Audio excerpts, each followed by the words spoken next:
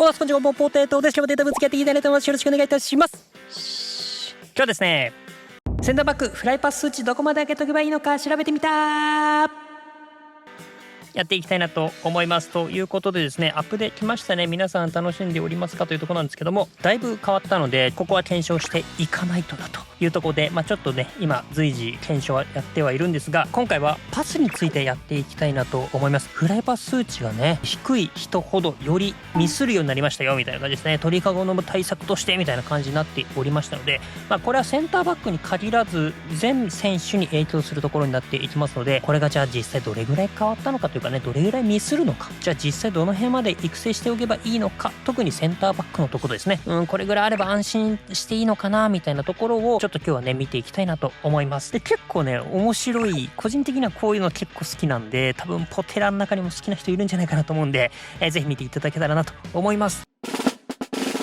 検証方法ですね。検証方法はトレーニングモードでキックオフをですね、ひたすらゴールキーパーにフライパスをしていくというような形でやっていきたいなと思います。フライパス数値をね変えていって、どれぐらいでよく変わっていくのかなみたいな、そのところが見れればなと思っております。で、今回使っていく選手なんですけども、お待たせしました、トーマス・パーリーを使っていきたいなと思います。最近見始めた方は知らないかもしれませんが、我がチャンネルのエースは実はトーマス・パーリーという方がいまして、その選手にひたすらフライパス蹴ってもらいましたよというところです。で、今回検証の順番なんですけど、55、60、65、75みたいな感じでですね、5刻みでまず見ていってですね、ちょっとこの辺気になるなっていうところをさらに後で細かくやっていくような形にしていきたいなと。それで傾向をね、どの辺から変わってくるのか、これ見ていきたいなと思います。で、あとはフライパスの判断基準なんですけど、これがやっぱちょっと難しくてですね、いろいろ見ていったんですけど、ポイントは大体2つあると思ってまして、1つは弾道ですね。スピード、ボールスピードもここに影響してくるんですけど、弾道。そしてもう1つはターゲットの選手に対してどれだけ近いかっていうですね、短かったり長かったり横にずれていたりっていうのがあると思うんですけど、それがどれぐらい近いかというところですね。ここが大きなポイントになるのかなと思います。で、弾道とかも見ていこうかなと思ったんですけど、これやりながらいろいろ考えてはいたんですけども、分かったのが落下地点ですね。ボールの落下地点が大きくずれてる時は弾道もちょっととんでもない弾道になってることが多い。すんごい高かったりすんごい低かったりとかいうようなことが多いので、なので今回は弾道にはそこまで注目せずにですね、この落下地点だけを見ていけばですね、おのずと弾道の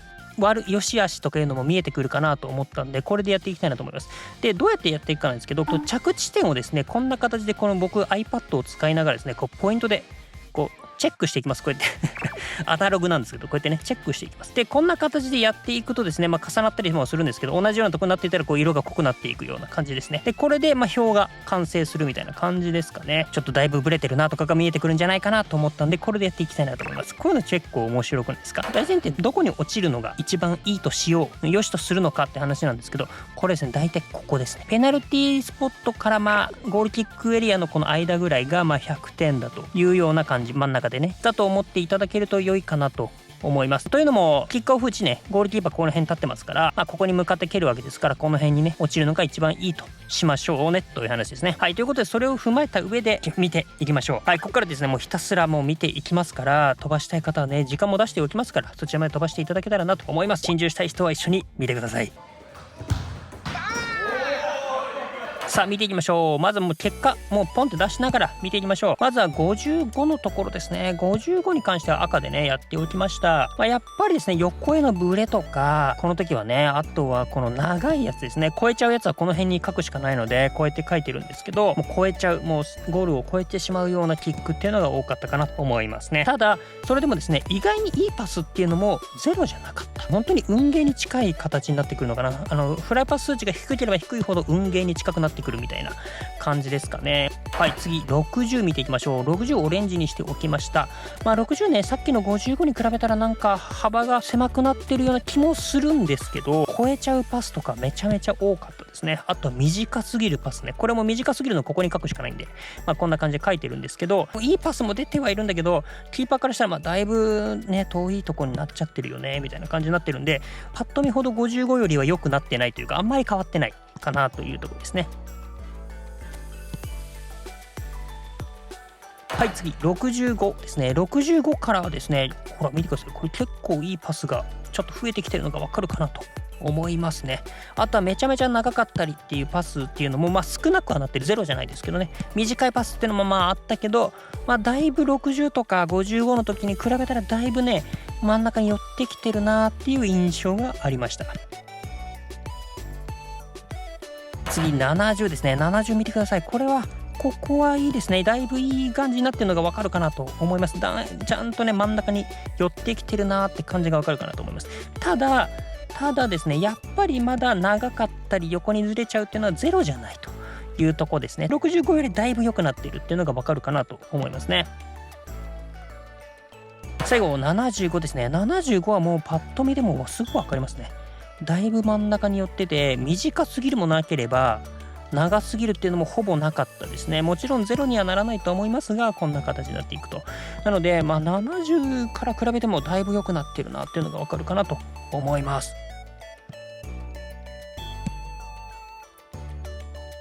はい、ということで見ていただきました。一旦並べてみましょう。こうなりました。ドン。はい、ということで、こう見ると結構面白くないですか？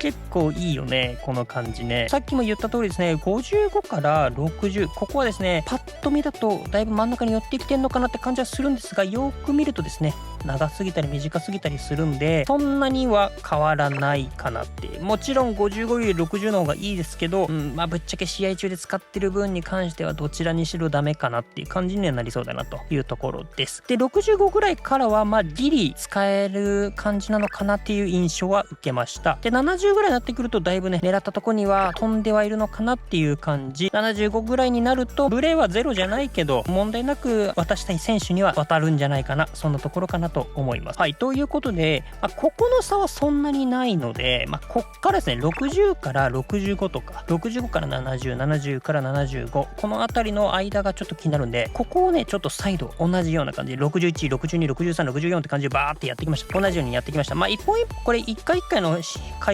行回数自体はそんなに多くないんですけど、ここね本来はもっとやった方がいいかもしれないんですけど、それやっちゃうとキリないのと、試合中にこのシチュエーションどれだけあるんですかとか言われるとそんなこともないから、なのでここは一つ一つにはそんなに極めすぎずにですね、ある程度傾向が見れるように感じでやっていきたいなと思います。ということでまずは60から見ていきましょう。61からですね見ていきましょう。はい、もうバンと結果出しながら見ていきますけども、61、この辺はですねやっぱ60から61、そんな変わんないですね。これ縦が横になったぐらいなのでそんなに勝てないなっていう印象がありますね。やっぱ横幅というかねズレが大きいなというところですね。次62ですね。62に関してもそうですね、どうだろう、ちょっと真ん中に寄り始めたのかなっていう気もしますが、次の63を見るとですね、やっぱ短いのも多かったり長いのも多かったりするんで、たまたまさっき62の時はちょっと良くなったのかなっていう感じはしちゃいました。次64ですね。64でもそんな変わんないですね。なので60から64とかこの辺に関しては正直誤差レベルなのかなっていう感じはしましたね。もちろん使用上、EFT の使用上はね変わってるのかなと思うんですけど、実際使っててちょっと分かるぐらいのレベルになっているかというと微妙なラインだなというところです。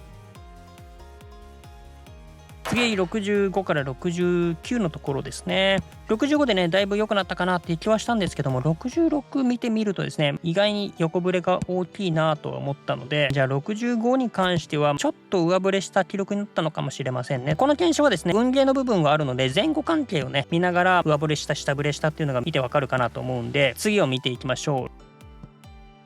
う。67ですね。67はだいぶ真ん中に寄ったかな。ちょっと短いのはまだあるけどだいぶ真ん中に寄り始めたなっていう印象があります。ただ直接ゴール入っちゃってるのもあったりするから安心しきれるかというとそうではないって感じですね。で68もですね真ん中に寄ってきてますね。ちょっと短いのもあるかな、長いのもあったりはするけど、でもだいぶここを狙って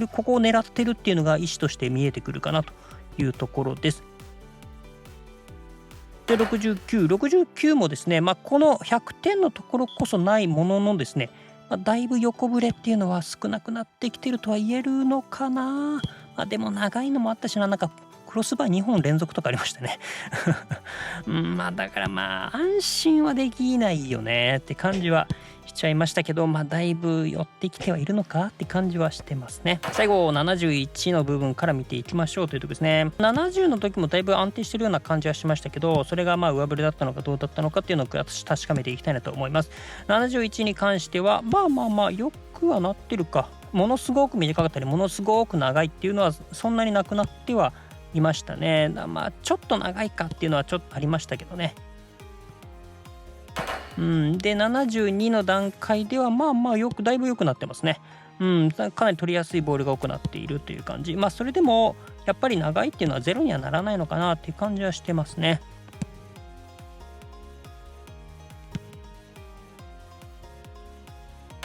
73、いやこれはですねだいぶほぼ100点なパスっていうのも結構多かったなって印象がありました。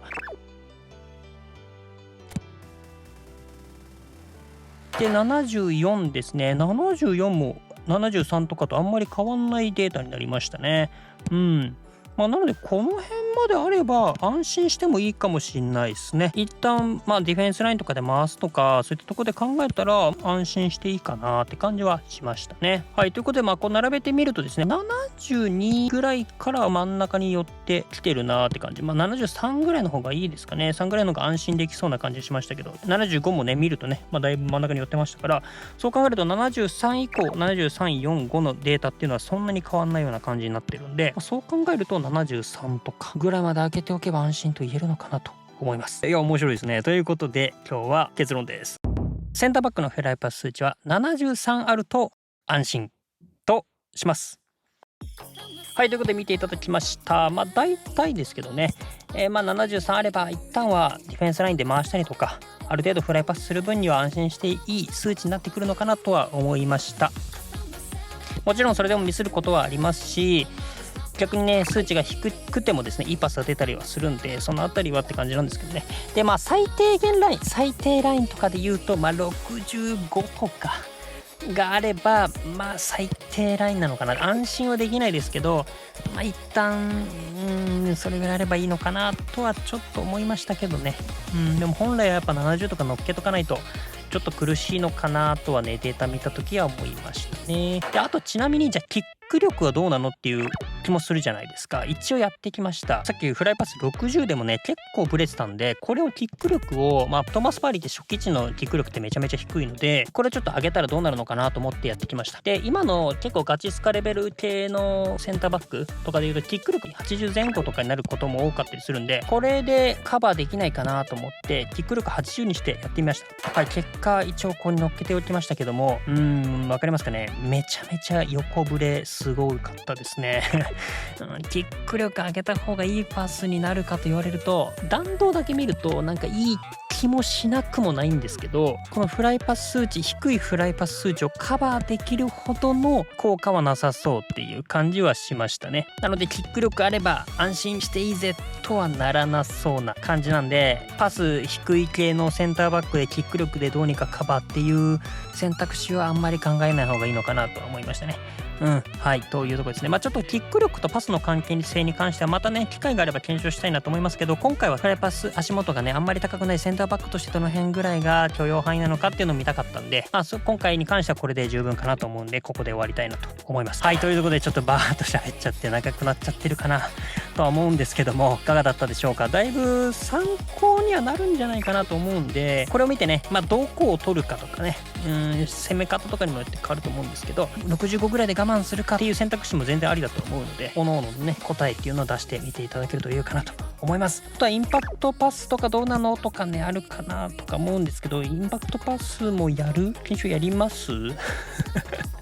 ちょっとどうしようかなと、時間かかっちゃってるんで今回ここで終わりたいなと思うんですけど、インパクトパス需要があればコメントで教えてください。ちょっとまた考えてやりたいなと思いますのでよろしくお願いいたします。はい、ということでいかがだったでしょうか。一応今回もね一応200本くらいは検証をやってはいるんですけど、シュートほどね辛くはないので全然あれに比べたらって感じなんですけどねちょっと動画出すの遅くなっちゃったんですが、ぜひ参考にしてみてください。今日の動画これで終わりたいなと思います。この動画良かった、参考になった、面白かったなと思った方ですね、高評価チャンネル登録してあげると嬉しいです。また次回の動画でお会いしましょう。バイバイ。